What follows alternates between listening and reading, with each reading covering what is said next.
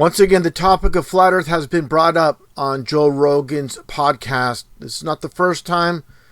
I've covered it going in the past to 2017 with guest Mick West.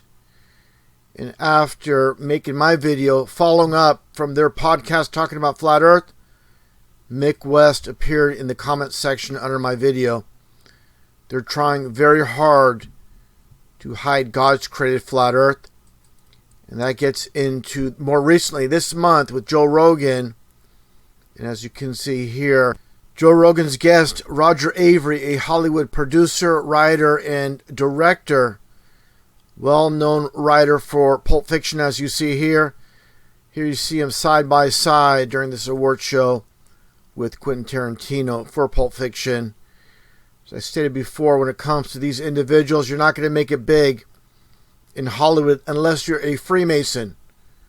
Just doesn't work that way. They're controlling this entire matrix. And here you see, as I've shown in previous videos, Quentin Tarantino with the 33 coded behind him during the coffee scene from Pulp Fiction, and also from the pawn shop, the number 33 on the car as well. So whatever the case is with Joe Rogan and Roger Avary in this whole discussion, so-called debate about flat Earth, there is no debate. God's created world, stationary as the Bible states. There's nothing in this world that anybody senses or feels, or they can even prove that Earth is moving. Everything is right here with these Bible verses as far as this world is concerned. It's an important topic because they're trying to hide God's creation. This is what it's all about. And this is the whole important aspect that I've been covering the flat Earth for well over a decade. Nonetheless, let's get right to it. Joe Rogan and Roger Avary, and I'll break it all down as they have this discussion. Like I said, there is no debate. The Earth is flat, stationary, it's fixed. Let's get right to it. The biggest conspiracy theory that freaks everybody out is flat Earth. Now, I don't know what the Earth is, but experientially, through the testimony of the eyes, it is flat. And there is very little chance that I will ever in my life, or most of us will ever in our life, experience anything other than what is effectively a flat Earth. And the way laser sighting across large bodies of water, or navigation maps for air travel, for pilots, is always a presumption of a flat Earth. It's always in the pilot manuals and on maps. How so? Well, if you're flying a jet at low altitude, you're not making corrections for curvature, even though you're going fast enough where you should be. And so what's actually happening there? Well, and so the idea is, look, I don't know what the world is or what the realm that we're in is, but experientially, from my perspective in life, it is nothing but it's a flat Earth. But what about travel routes? Like, what about when they fly over Antarctica? Well, they don't fly over. But you can Antarctica. watch the sun rise and fall. Let's stop right here. I'm getting tired of Joe Rogan already with his nonsense. It's so simple to understand if you know how perspective works. It's just like these street lights.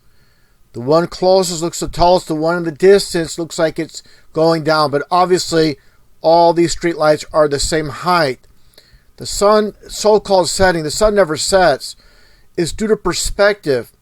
As the sun circles above, it appears as it's going down, but it's not. Again, it's just like these street lights. This street is not curving, it's flat. Just like the world is flat. Let's continue on here.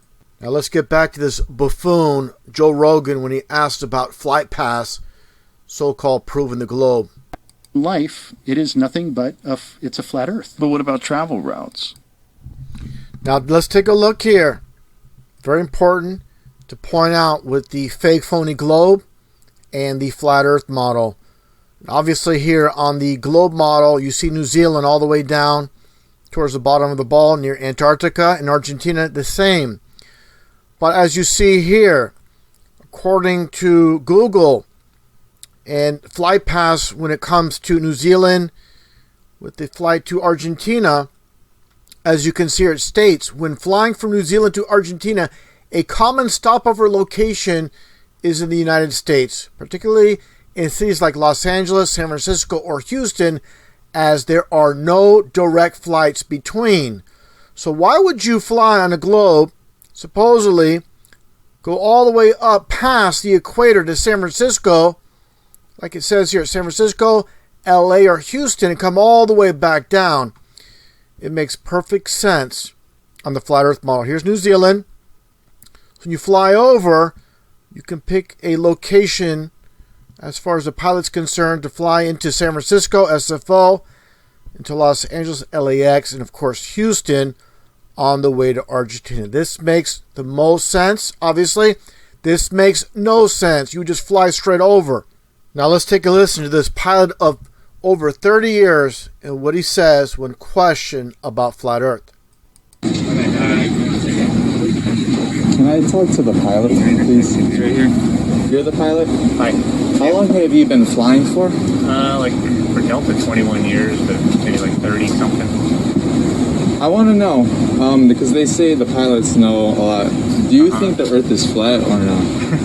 I know it's flat. You know it's flat? How long have you been flying for, you said? Over 30 years. So again, a 30-year commercial pilot says Earth is flat. And taking a look at the correct flat Earth model, again, here's New Zealand in the flight path. And here is the bogus globe. Again, a simple flight. When it comes down to it, here is South America. And they don't make this path here, obviously. And no flies over Antarctica, because we don't live in a ball. It'd be very simple to fly over, say, from Cape Town, South Africa, to go to Australia, South America. But again, there are no shortcuts. They don't fly over from Sydney around the ball to come back to South America, because we obviously do not live on this spinning ball Earth that's zipping through space. And again, the whole purpose of the lie is to hide God's creation. Supposedly, according to mainstream science, an explosion from nothing created the ball Earth. The reason it spins is supposedly because the initial explosion, the inertia, but again, we feel no movement because we are not moving. This is God's created flat Earth with the sun and the moon under the firmament. And people might say, oh, this is ridiculous. The sun and the moon so close. Take a look here. Through observation, which is science. You can see here the moon during the day. You should not be able to see the moon during the day if it's in deep space. Just take a look at the sun. Obviously within God's created firmament, the dome. There's an understanding of the precession of the equinoxes. They travel up into the other hemisphere and like land in London or something, and then travel back down whenever you're doing a flight across the Atlantic. And so, like when you look at it on a flat Earth map, and there are plenty of them, satellite photographs of Earth from space. Those are all cartoons. Now let's take a look here. Absolutely correct. Nothing but cartoons. I covered this way back in a video presentation back in July of 2015. Take a look here. People believe this is real. What a joke. This is Joe Rogan's evidence of satellites in space. Give me a break. What a complete joke if people take this as evidence of satellites in space. One thing I should mention as well. Take a look here. People have to realize the color coordination. I've said it many times in video presentations in the past. Signs, symbols, dates, numbers, and colors is what they're all about. What do you see here? Golden blue with all these fake satellites. Not by chance or coincidence. And why is it with this golden blue color coordination? That's because golden blue numerology is 33 in Pythagorean, and also Chaldean golden blue is 33. Just like you see here with this Masonic ring, golden blue. And of course, Buzz Aldrin, a very famous Freemason astronaut. Here you see him with Luther Smith holding up this Grand Sovereign Commander, Luther Smith. And you see the Supreme Council of the 33 Just like astronaut is 33 in numerology. And I should pause here for a moment and explain this for those that are new to my channel. The whole concept of the 33 is from the Bible, from Revelation 12, verses 3 through 9, where it's mentioned where a third or 33% of the stars or angels were thrown from heaven. And obviously, regarding the star, an astro is a star. It's like a star knot or star voyager. But the point being, a third of the stars or angels were thrown from heaven, along with Lucifer. Again, the astro is a star. So it's very relevant with the whole scheme of things to understand the big picture. Here is Luther Smith, as you see here. Again, the Grand Sovereign Commander and your Dual 33. So it's very obvious what is taking place. Besides the fake, phony satellites, again, they're golden blue for the 33 Masonic in numerology, like I pointed out.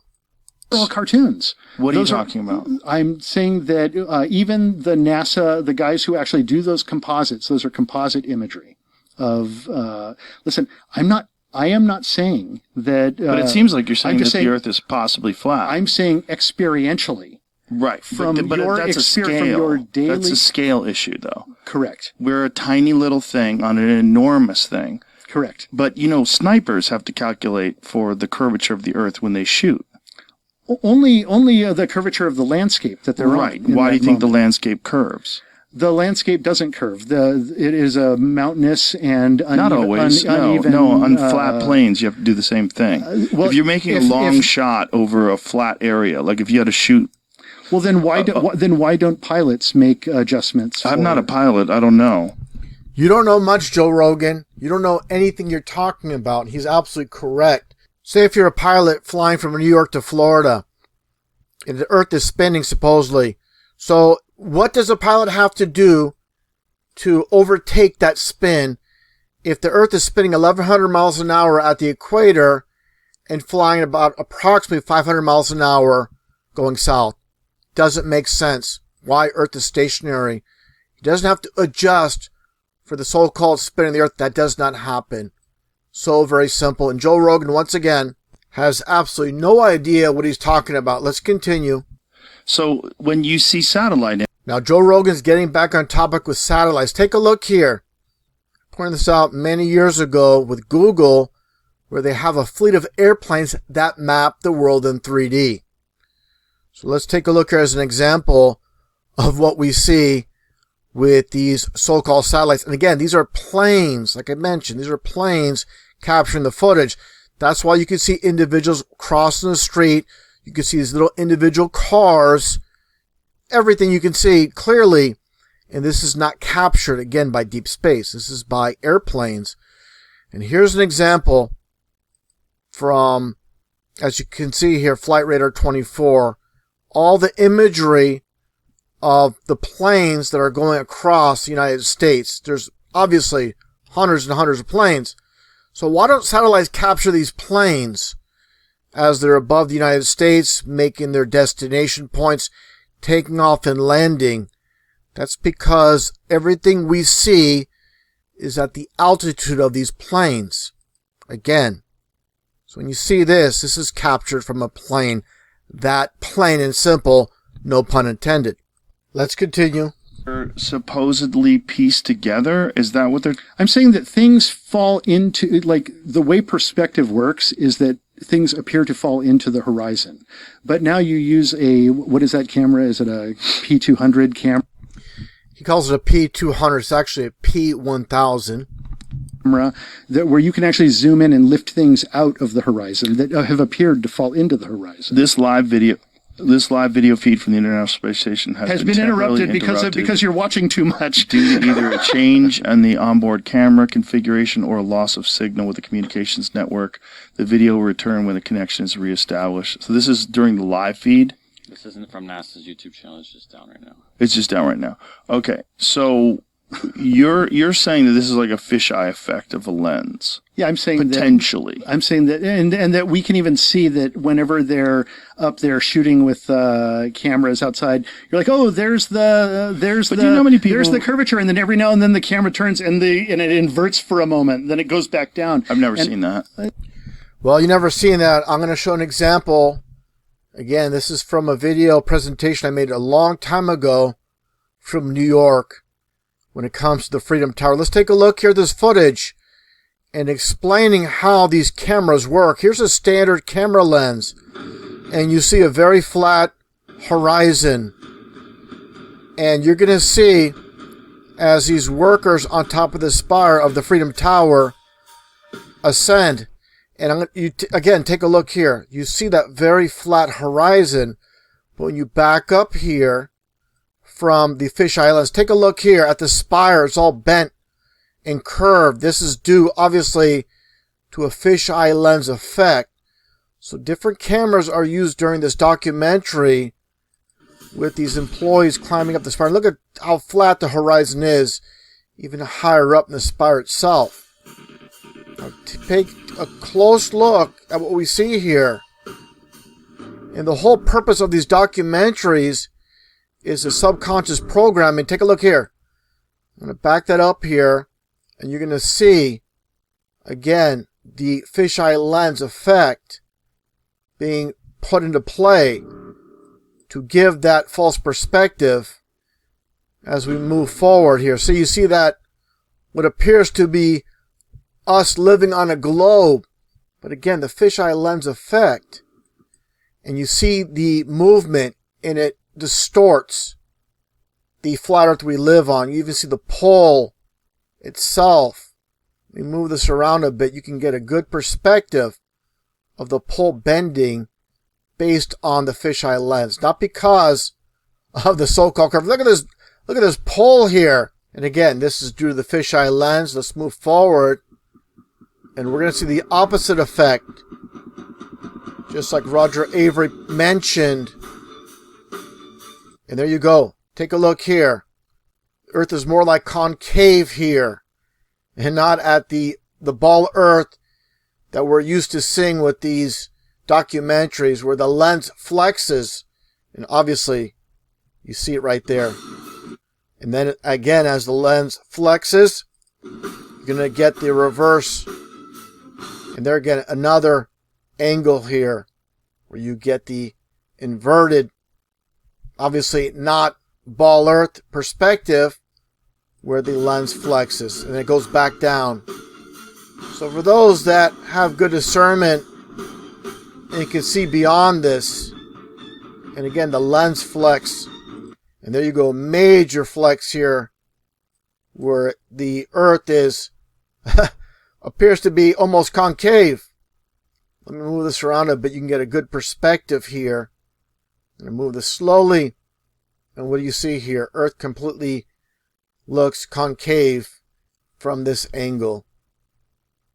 Again, it's really important to point out the whole purpose of the fisheye lens and why it was created to distort things. But again, it's working in the opposite means of proving the globe, depending on which way it's presented.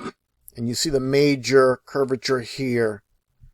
To really emphasize, that's the whole purpose of these documentaries, is the subconscious aspect of people believing they live in a ball based on the fisheye lens. We're all just trying to construct what reality is, and it tends to be a consensus of what it is. But, there are fringes that on the ends that don't believe with what the consensus says. Understand, are they wrong? But do you know how many people would have to be involved to promulgate this idea that there's a flat Earth and you got to cover up that thing and pretend it's round? And what's the motivation of covering up the fact that the Earth is flat? If we're really fundamentally getting down to it, it's about God.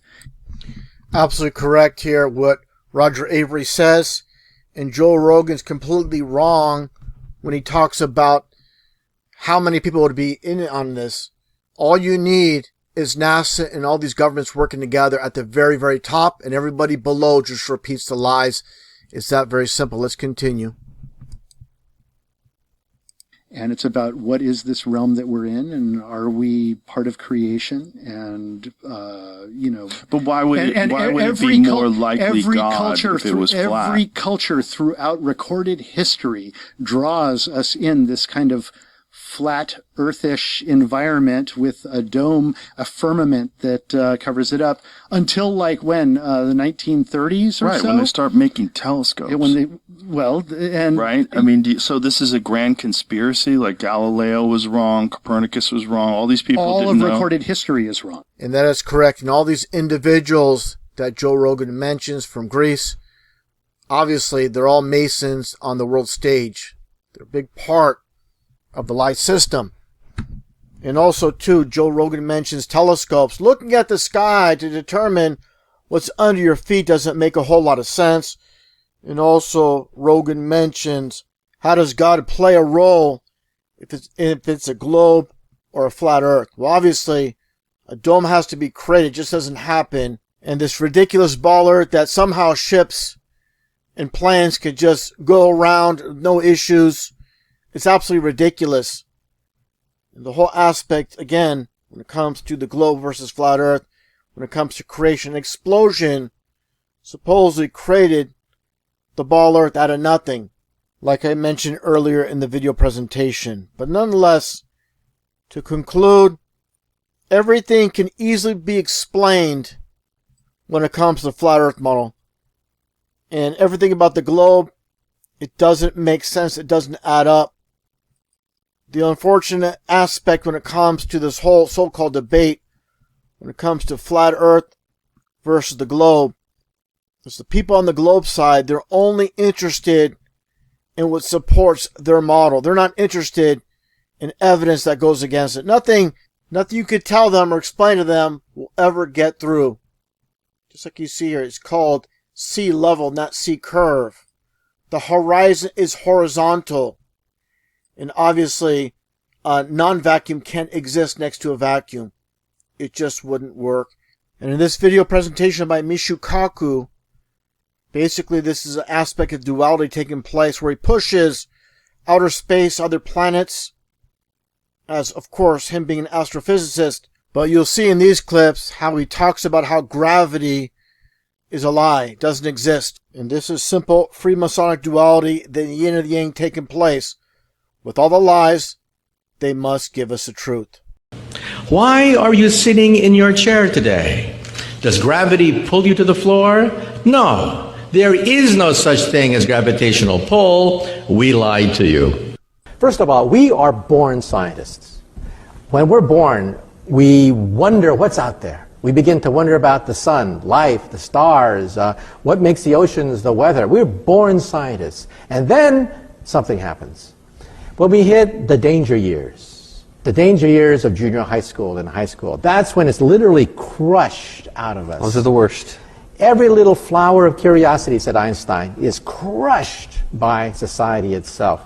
Because we have to learn all these facts, figures, memorization, we think that memorization is science. And that's not true at all. In science, we always say that you make observations, you have a theory, you go make more observations, and it's a very, very tedious process. Wrong. Nobody that I know of in my field uses the so-called scientific method. In our field, it's by the seat of your pants. It's leaps of logic. It's guesswork. Well, when I was standing outside that capsule, it was a very quiet and peaceful moment, you know. At that moment, you look at the world, it looks very fragile. You could see the curvature of the Earth. You've been lied to by textbooks, and that dude who jumped out of a perfectly good balloon, what's his name? Felix Baumgartner, he would have been about 2 millimeters above the surface of this globe. That's his edge of space jump.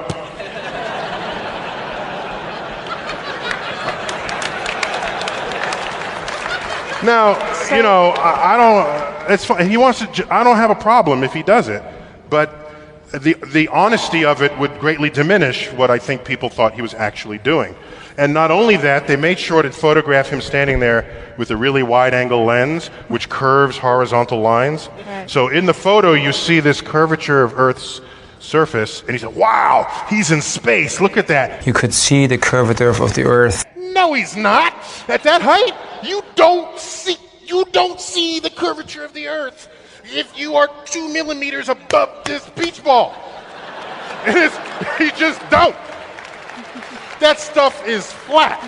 That stuff is flat. That stuff is flat. You've been lied to by textbooks.